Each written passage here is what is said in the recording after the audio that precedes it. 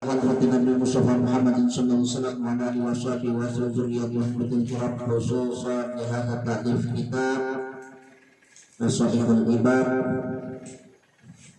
li Syekh Muhammad Nawawi bin Umar Al-Jawi Al-Bandani wa khususan alif hadzal kitab Syekh Shihabuddin Ahmad bin Hajar Al-Asqalani wa khususan subul ijazah di hadis di Sohari Imam Muhammad Islam Banten wa khususan jami'il awliya wal ulama wal walidina wal masyayikhina fi ainal makan wa hadratin Nabi Mustafa Muhammad sallallahu alaihi wasallam wa alihi washabihi wa zurriyyatihi al kiram taqabbal maqsudana muradana ya Allah Allahumma inna nas'aluka ilman nafi'a wa rizqan thayyiban wa amalan mutaqabbala wa shifaan min kulli da' wa sahab bi rahmatika arhamar rahimin bisirril Fatihah. A'udzu billahi minasyaitonir rajim. Bismillahirrahmanirrahim. Alhamdulillahi rabbil alamin arrahmanir rahim maliki yaumiddin. Iyyaka na'budu wa iyyaka nasta'in ihdinas siratal mustaqim siratal ladzina an'amta 'alaihim ghairil maghdubi 'alaihim waladdallin. Ighfir lana wa liwalidayna amin.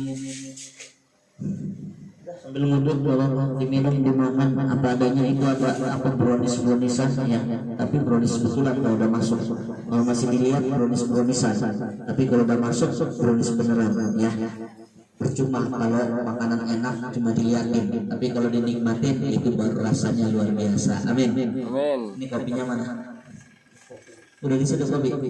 Udah. Oh iya, iya. Bisa. Ya, silakan bismillah.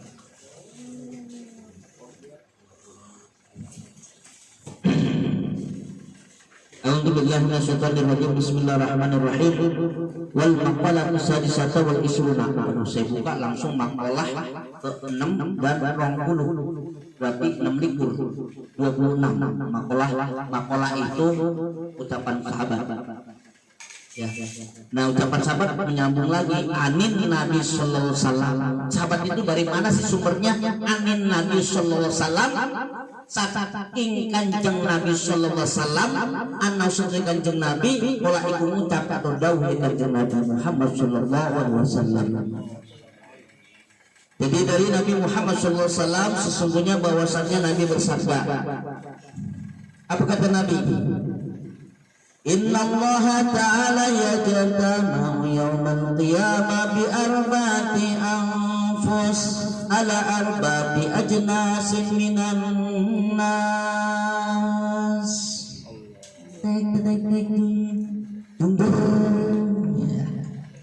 Inna Allah ta'ala sebenarnya Gusti Allah ta'ala yajtama'u atau yajtama'u iku ngumpulakan Allah yaumul kiamat ing dinane kiamat di arba'ati anfusin lawan papat sake awak ai akhasin tegese yakni sake wong ala arba'atin ajnasin ingat se papat sake jenis golongan minan saking manusia atau manusia.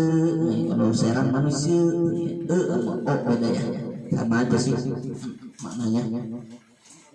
Inna Allah Ta'ala sesungguhnya Allah Ta'ala yajtama'u itu mengumpulkan. Allah mengumpulkan siapa? Yaumul kiamat pada hari kiamat nanti, yaitu bi arba'ati anfus dengan 4 jiwa atau golongan manusia.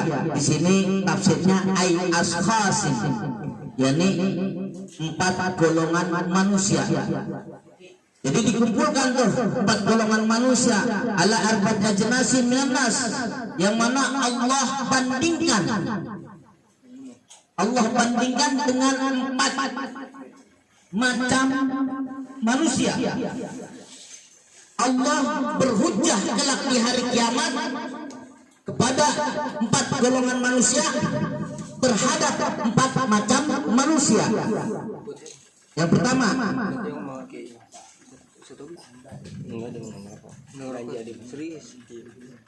Fayajtami Allahul azim fayahtadullah al-azim. Allah berhujjah, Allah yang maha agung berhujjah. Al-agniya ya. Ingat sesake wong soke di Sulaimana ibni Daud alaihi wassalam lawan Kanjeng Nabi Sulaiman bin Daud alaihi wassalam putrane Nabi Daud alaihi wassalam. Mugi-mugi Kanjeng Nabi Sulaiman dan Kanjeng Nabi Daud dilimpahkan keselamatan, kesejahteraan. Makasih. Allah berhujjah yang pertama terhadap golongan orang-orang sogih. Siapa orang sogih? Orang-orang yang kaya. Dengan kayanya Nabi Sulaiman bin Daud, nah, dipanggil nih orang-orang kaya, yang ngaku orang kaya, ya, dipanggil Allah. Kan yaqula lahum.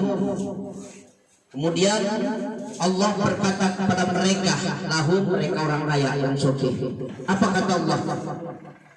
Lima taraktumul ibadah. Wahai wong sugih, wahai orang-orang yang kaya, taraktumul ibadah. Lima taraktumul ibadah. Kenapa kalian meninggalkan ibadah? Fa in qalu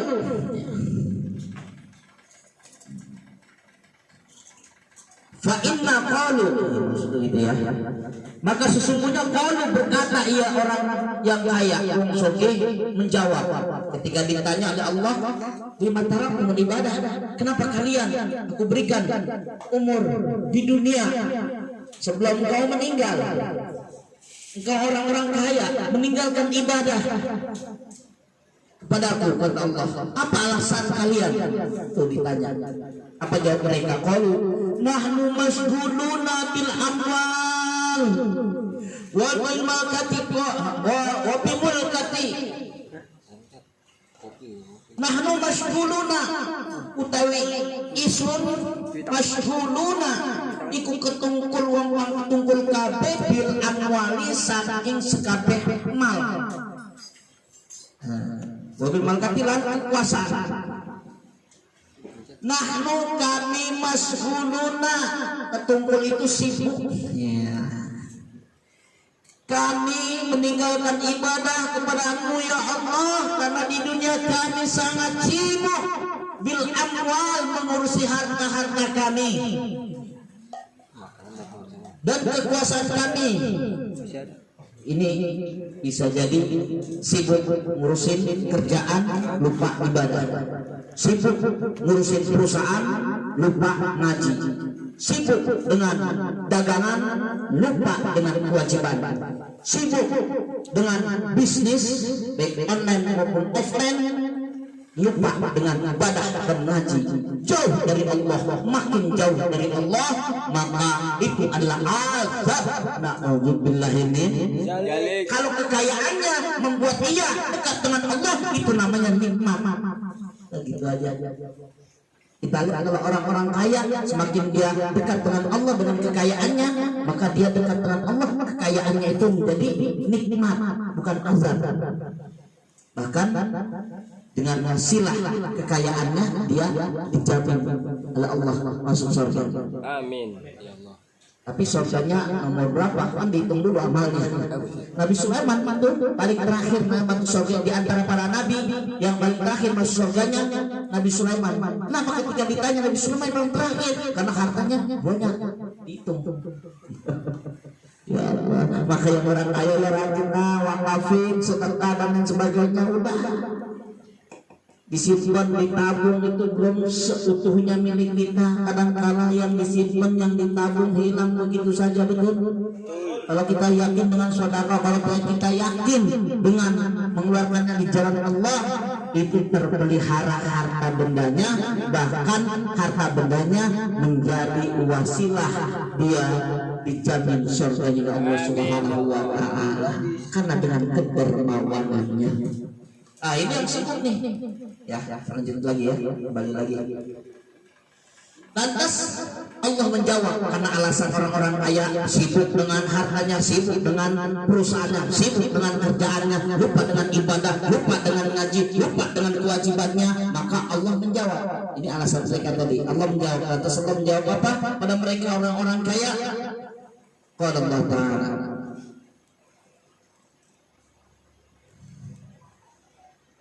lahum fa'ayyu mamlukatin akbaru min mamlukati Sulaiman wa ayyu malun aksaru min malihi wa huwa lam yatsraqul ibadah. Subhanallah. Wahai orang-orang kaya, fa'ayyu mamlukatin, maka kekayaan mana akbaru yang lebih besar, lebih banyak, lebih kaya min mamlukati Sulaiman, dari kekayaan yang dimiliki oleh Raja Sulaiman. Kamu masih baru punya satu perusahaan sudah berdaulat, kamu baru punya uang 100 juta sudah sombong. Kekayaan kamu belum ada apa-apanya dibandingkan dengan kekayaan yang bagus Sulaiman.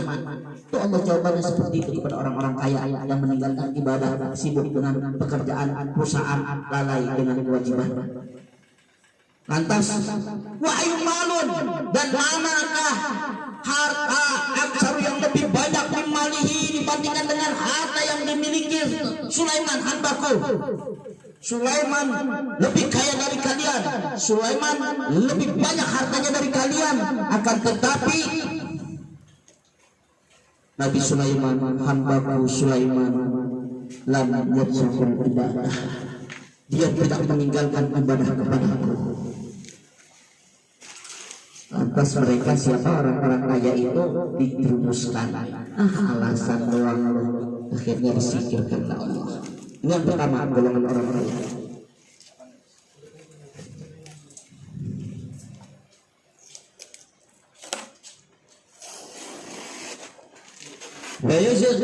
Wa yahtajullah ta'ala wa yahtajullah ta'ala, dan Allah berhujjah. Yang kedua nih, alal abid di Yusufah. Allah berhujjah kepada hamba saya, para budak, para pembantu, ya, dengan di Yusufah, dengan Nabi Yusuf alaihissalam. Dipanggil nih para pembantu, para budak, kuli dan lain sebagainya. Ka'ayyakul lahum, dan Allah Subhanahu wa ta'ala seolah-olah berkata, Allah berkata kepada mereka, para hamba sahaya. Apa kata Allah kepada mereka? Lima taraktumul ibadah, kenapa kalian meninggalkan ibadah? Selama hidup di dunia aku berikan kesempatan kalian untuk beribadah, tapi kalian lari dariku. Apa jawab mereka? Fa inna qalu, maka bahwasanya qalu berkata mereka hamba sahaya, nahnu mashghuluna bi khidmati sadatina, ya Allah ya Tuhan kami ini ketungkul wong ketungkul kabeh, kami ini sibuk bi khidmati sadatina, mengurus majikan kami. Anak budak, pembantu, ini bisa dikategorikan dia juga bisa jadi pembantu rumah tangga, TKW mungkin bisa, ataupun para kuli yang hidupnya bergantung kepada tuannya, bosnya, ya. Kalau enggak dapat bos dari bosnya, dia enggak makan, dia hanya bergantung kepada atasannya. Sehingga ketika ditanya alasannya, kami sibuk mengurusi majikan kami, wahai Tuhan kami. Oh, alasan mereka, ya. Nah, nggak ada alasan lagi kan Allah bertanya kembali. Allah menjawab, ya. karena alasan mereka itu sibuk dengan mengurusi tuannya, majikannya. Kalau Allah Ta'ala Allah lantas menjawab lahum pada mereka, para hamba sahaya, abdi Yusufa tahta Uzaiz Aziz Misri wa imra'atihi wa huwa lam yaj'ukil ibadah.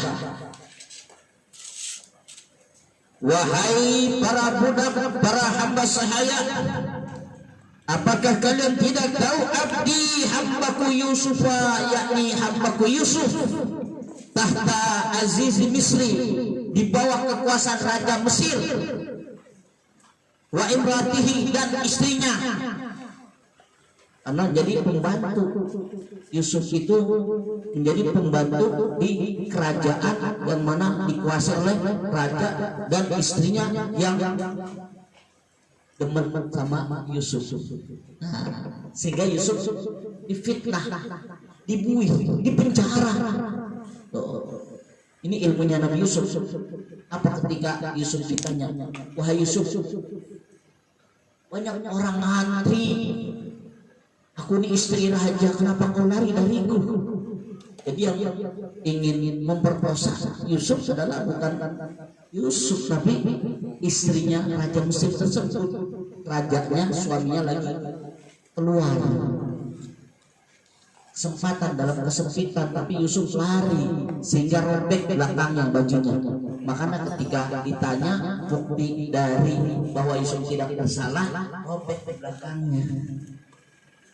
Tapi namanya istrinya malu, gengsi, ya. Akhirnya ujung-ujungnya di penjara. Yusuf, ini kajian perjalanan Yusuf luar biasa. Buih penjara lebih aku cintai dibandingkan aku di luar penjara. Aku bermaksiat, aku ikuti nafsu syahwat perempuan yang merayuku. Lebih baik aku di penjara, lebih baik aku di dalam dibandingkan aku menuruti kehendak hawa nafsu untuk meladeni berzina. Ya. Alhamdulillah ini. Mudah-mudahan kita diberikan barokah mukjizat Nabi Yusuf. Sekarang datangnya orang nggak sombong, dikejar-kejar wanita, ya, dia nggak putus asa. Paham ya? Ya masih kecil mah tenang aja dah, perempuan ngapain sih dicari, gimana caranya nirset, gimana caranya biar wanita itu datang dengan sendirinya. Susah ya, makanya ngaji itu ilmunya. Ini benar demi Allah. Majlis saya mengucap demi Allah. Kenapa? Karena perjalanan saya bukan membanggakan diri saya, enggak. Ini harus binikmat. Ya. Dulu ya Allah, segitu malunya saya dipanggil sama yai saya.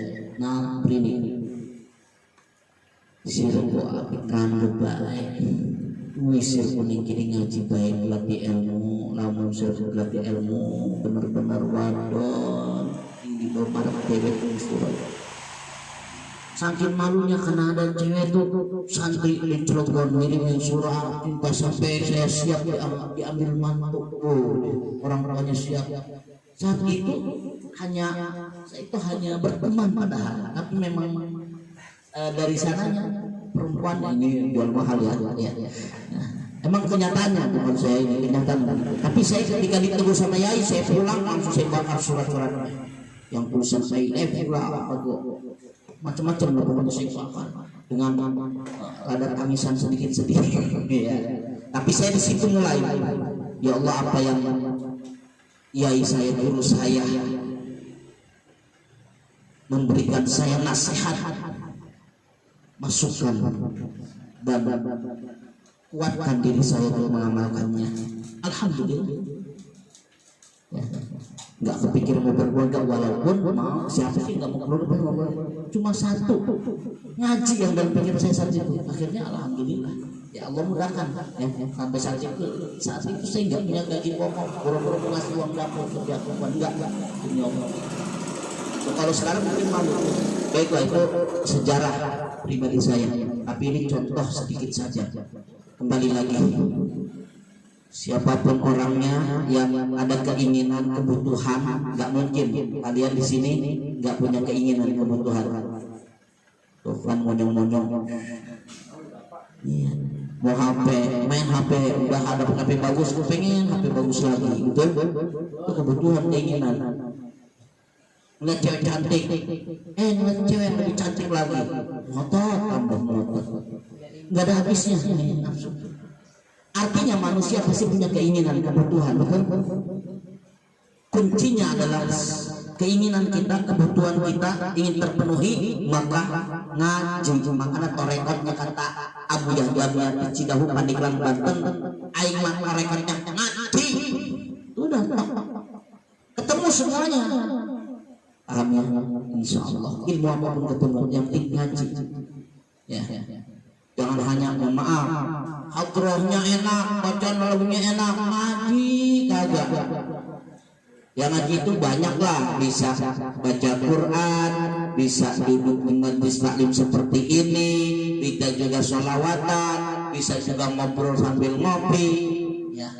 Kan ada yang dipetik oleh-oleh yang kita bisa amalkan dalam kehidupan sehari-hari. Nah itu ilmu yang bermanfaat. Ya, baik, singkat saja, dua lagi. Tadi siapa budak ya? Dibandingkan dengan Nabi Yusuf. Yusuf hambaku, seorang pembantu bekerja di Raja Mesir, mendapatkan fitnah, bahkan dia dipenjara, dia dibui. Akan tetapi Yusuf yatrukan ibadah, dia tidak meninggalkan ibadah kepada Allah Subhanahu. Disingkirkan lagi tuh orang-orang hamba sahaya. Wa tajum ta'ala yang ketiga, Allah berhajat, Allah berhujjah alal marda bi Ayyuba alaihissalam, kepada orang-orang yang sakit dengan Nabi Ayub alaihissalam. Wahai orang-orang sakit, ini kabeh wong kangring. Kayakun lahum lima taraktumul ibadah. Apalagi alasan kalian, wahai orang-orang sakit, kalian meninggalkan ibadah. Aku berikan kesempatan hidup di dunia, kamu masih bisa menghirup udara, belum direnggut nyawamu, kau meninggalkan ibadah kepada aku. Apa alasan kalian? Mereka menjawab, orang-orang sakit sambil pokoknya merintih. Lalu mereka berkata, nahnu masyhuruna, ya Allah, ya Tuhan kami, nahnu margo, kami sakit.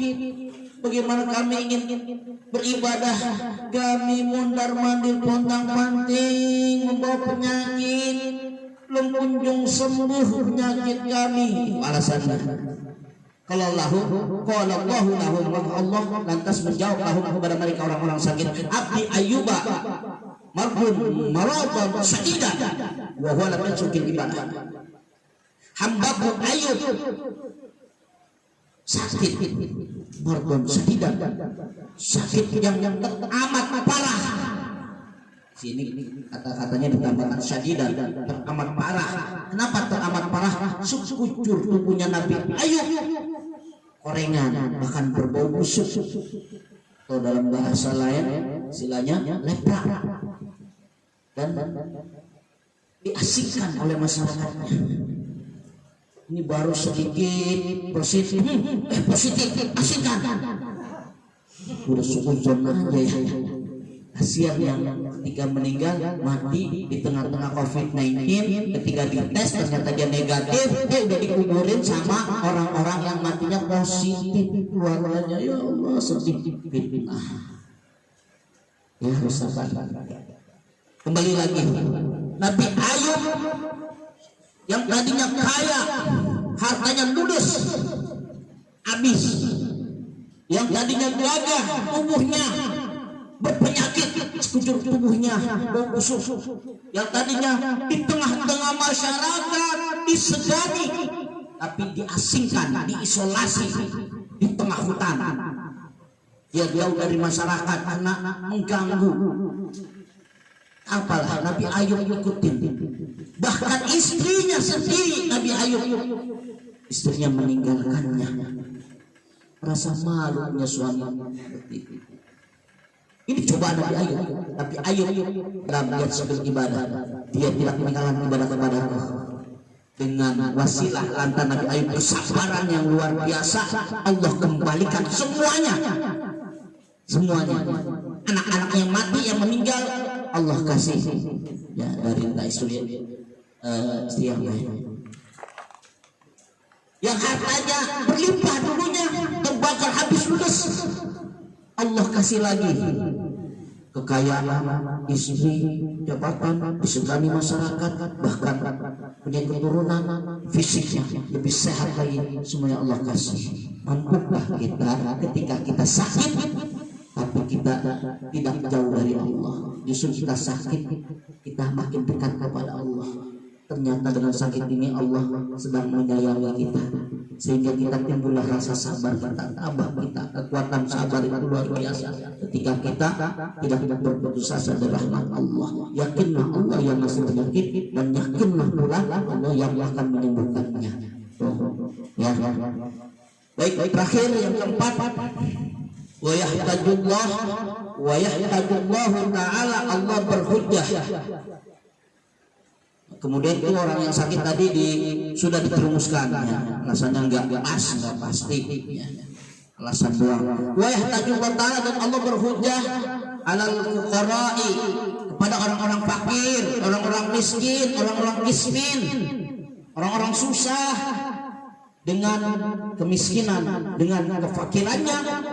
Nabi Isa alaihissalam. Apa kata Allah kepada orang-orang fakir? Wahai orang-orang fakir, lima taraktumul ibadah, kenapa lagi kalian meninggalkan ibadah? Aku berikan kesempatan kau untuk hidup di dunia, beribadah kepadaku, kalian malah lari dariku. Apa alasan kalian meninggalkan ibadah kepadaku, wahai orang-orang fakir? Mereka lantas menjawab orang-orang fakir, fa inna qalu nahnu mashghuluna bimasyaqqatil fakri, bahwasanya kami, ya Tuhan kami ini sibuk bimasyaqqatil fakri, dengan mencari suap nasi, untuk mencari makanan, minuman untuk dimakan. Kami bekerja mondar-mandir, pontang-panting. Kami hanya sibuk dengan sesuap nasi, bagaimana caranya saya hari ini bisa makan. Hidup untuk makan, bukan makan untuk hidup. Hidupnya makan, urusan perut, ayo terus sampai lupa ibadah. Ya, kesiangan ya. Ya kalau sungguh kesiangan ya, tapi makan untuk hidup. Ya, jadikan makan itu untuk hidup, bukan hidup untuk makan. Tapi orang-orang fakir ini hanya dalam pikirannya bagaimana caranya hari ini saya bisa makan. Mau ngapain kek, sehingga mereka jauh dari ibadah, lupa. Akhirnya apa yang terjadi? Allah Subhanahu wa ta'ala lantas menjawab pada mereka, orang-orang yang fakir, wahai orang-orang fakir, apakah kalian tidak tahu Abdi Isa afqar min man fil ardi wa huwa lam yamliku syai'an minat dunya falaysa lahu baitun wala malun wala zawjatun wa huwa lam yatrukil ibadah. Subhanallah. Wahai orang-orang fakir, hambaku Isa afqarun man fil ardi, orang yang teramat fakir, man fil ardi, dibandingkan orang-orang yang ada di muka bumi ini. Manusia semuka bumi ini, yang paling fakir itu Nabi Isa. Ya Allah, kadang seminggu itu baru makan, pakaiannya compang-camping, itu pirakan Nabi Isa luar biasa. Ya. Nabi Isa nggak punya apa-apa. Dijelaskan di sini bahwa dan dia Nabi Isa lam yamlaku syai'an, tidak memiliki sesuatu pun minat dunia, dari dunia. Jangankan dunia, walaysa lahu baitun, rumah pun enggak punya. Isa, Nabi Isa alaihissalam. Wala malun, dan tidak mempunyai harta. Wala zaujatun, dan tidak mempunyai bojo, tapi enggak punya istri. Isa. Tuh saking miskinnya ya Allah. Teramat miskin, nggak ada lagi yang paling miskin, orang yang teramat fakir hanya Nabi Isa. Ini ditegaskan di sini. Tapi apa? Wa lam yatrubil ibadah. Dia tidak meninggalkan ibadah kepadaku, walaupun dia orang yang teramat fakir, tidak mempunyai rumah, tidak mempunyai harta, tidak mempunyai istri, tapi Isa alaihissalam tetap beribadah istiqomah kepadaku.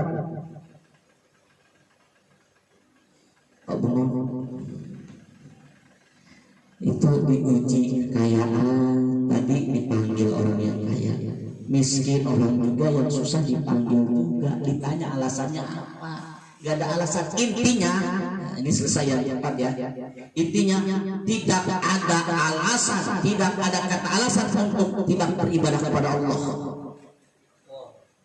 baik dia kaya maupun miskin atau fakir, baik dia rakyat jelata, budak, hamba sahaya, ataupun dia orang yang sedang sakit, gak ada alasan. Maka dirangkum dialog ini dalam ayat Allah. Apa ayat Allah? Allah Subhanahu wa ta'ala berfirman, "Wa ma khalaqtul jinna wal insa illa liya'budun."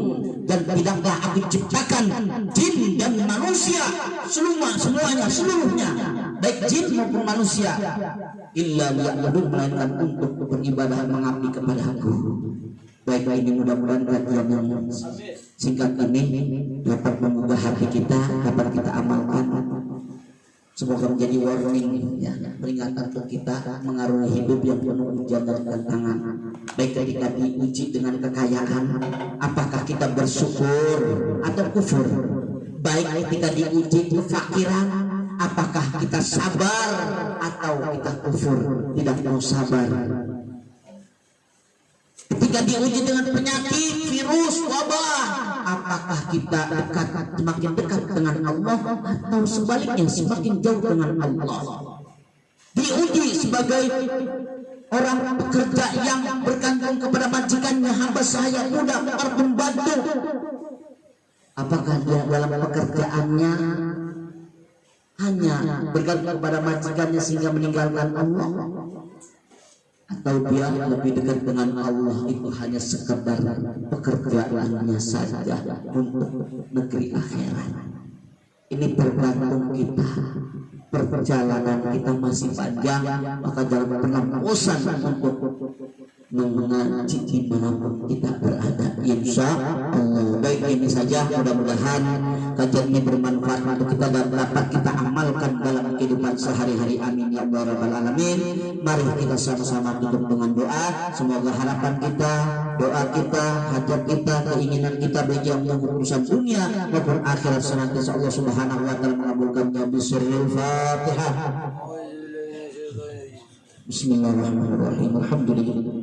Ar-Rahmanir-Rahim. Maliki yaumiddin. Iyyaka na'budu wa iyyaka nasta'in. Ihdinas siratal mustaqim. Shiratal ladzina an'amta 'alaihim ghairil maghdubi 'alaihim waladdallin. Ighfir lana wa lana. Amin. Untuk doa Ustaz Abdul Ghani dipersilakan. Alhamdulillah rabbil alamin. Allahu akbar. Allah jalla jalla, Allahu azza wa jalla. Allahumma shalli wa sallim wa barik ala sayyidina wa habibina syafi'ina maulana Muhammad. Rabbi ighfirli wa li walidayya warhamhum kama rabbayani shaghira, wa li jami'i masyayikhina wa li jami'i syuhada'i wa shalihin wal mu'minin wal amilin khususnya rahina abi wa jaddi wa jaddi.